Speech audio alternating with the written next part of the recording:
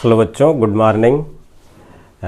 कल हमने आप लोगों को समलंबाकार क्षेत्र का क्षेत्रफल ज्ञात करने का सूत्र बताया था। आज चलिए उसका एग्जाम्पल देखते हैं। तो चलिए एग्जाम्पल देखिए। मैंने आपकी ही किताब का एग्जाम्पल उठाया है क्योंकि आपको कक्षा 9 की प्रवेश परीक्षा देनी है ना, तो 8 के ही प्रश्न पूछे जाएंगे, तो इसीलिए मैंने 8 का ही सवाल उठाया है। कक्षा 8 का सवाल आपकी किताब का देखिए, प्रश्नावली 18A का सवाल है।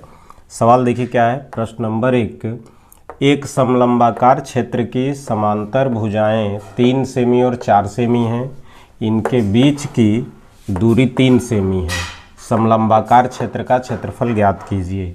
देखिए, समय बचाने के लिए पहले से सवाल हल कर देते हैं और फिर समझाते हैं, क्योंकि समझाएं अगर लिख करके तुरंत तो समय ज़्यादा लगता है, तो इसलिए पहले लगा देते हैं फिर वीडियो बनाते हैं। देखिए कि एक समलंब चतुर्भुज हमने बना लिया, समलंबाकार क्षेत्र बना लिया। क्या कहा है कि 3 सेमी और 4 सेमी भुजाएं हैं, तो यह 3 सेमी एक भुजा हो गई और 4 सेमी हो गई। समलंब के आकार का क्षेत्र बना लिया। और क्या कहा है, इनके बीच की दूरी 3 सेमी। देखो बच्चों, इनके बीच की दूरी कितनी है, 3 सेमी। एक चित्र मैंने बना दिया। चित्र बनाने से सुविधा रहती है कि तुरंत उसका क्षेत्रफल आप निकाल देंगे, कोई दिक्कत नहीं होगी।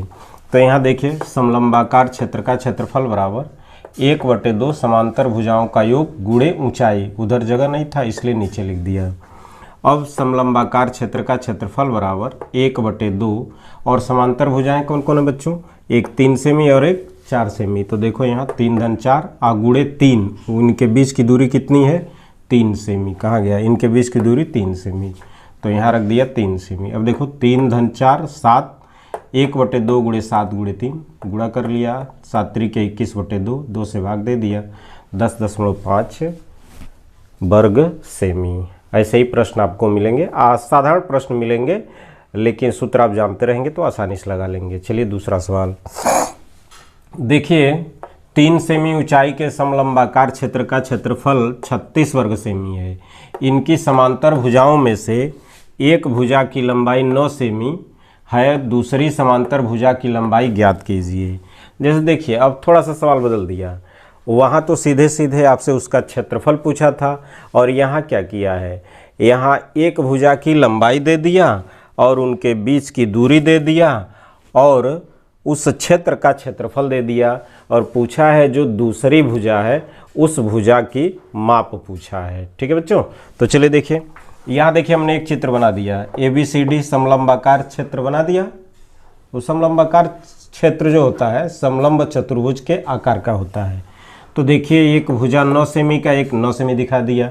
एक भुजा आपकी DC है, तो इनके बीच की दूरी कितनी है, 3 सेमी। तो ये दूरी मैंने दिखा दिया 3 सेमी। आप जानते हैं दूरी लंबवत ली जाती है, तो यहाँ से लंब डाल दिया, 3 सेमी हो गया। और इस समलंबाकार क्षेत्र का क्षेत्रफल पहले से आपको दिया है 36 वर्ग सेमी। ठीक है बच्चों, चलिए सूत्र लिखते हैं। कोई भी सवाल लगाने से पहले सूत्र लिख लेना चाहिए ताकि आसानी से सवाल लग जाए। ठीक है देखिए, समलंबाकार क्षेत्र का क्षेत्रफल 1/2 कोष्ठक में A धन B गुणे H। यह A धन B दोनों भुजाएं होती हैं, समांतर भुजाओं का योग, और यह ऊंचाई होता है H। तो यहाँ देखिए, समलंबाकार क्षेत्र का क्षेत्रफल कितना है बच्चों, 36 वर्ग सेमी। तो यहाँ 36 वर्ग सेमी लिख दिया, 36 1/2, और दोनों भुजाओं में से एक की माप कितनी है, 9, और दूसरी ज्ञात करना है तो उसको वैसे ही रख दिया, प्लस B कोष्ठक बंद। अब बाहर इनके बीच की जो दूरी है मतलब ऊंचाई 3 सेमी लिख दिया। ठीक है, अब यहाँ से देखिए 36 ये नीचे है ना बेटा, तो ये तिर्यक गुणा कर देते हैं। 36 गुणे 2 बराबर 9 धन B गुणे 3। ठीक है, यह बटे के रूप में है तो गुणा करेंगे। यहाँ देखिए, यह गुणे के रूप में है, इनके साथ है तो इसका भाग देते हैं।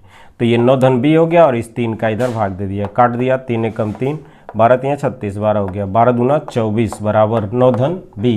अब क्या करेंगे बच्चों, इस 9 का पक्षांतर कर देंगे। तो जानते हैं, आप जानते हैं कि पहले से जब एक पक्ष से दूसरे पक्ष में कोई संख्या जाती है तो उसका चिन्ह बदल जाता है। तो यह 9 इधर है, दूसरे पक्ष में आएगी तो ये माइनस हो जाएगी। 24 में से 9 घटाएंगे 15, B बराबर 15 सेमी। ठीक है बच्चों, देखिए कितना आसान है। आसान कैसे हुआ, सूत्र आप पहले समझ लिए थे इसलिए आसान है। तो ऐसे ही प्रश्न आपकी परीक्षा में आएंगे। और यह आपके प्रवेश परीक्षा के लिए बहुत महत्वपूर्ण है। और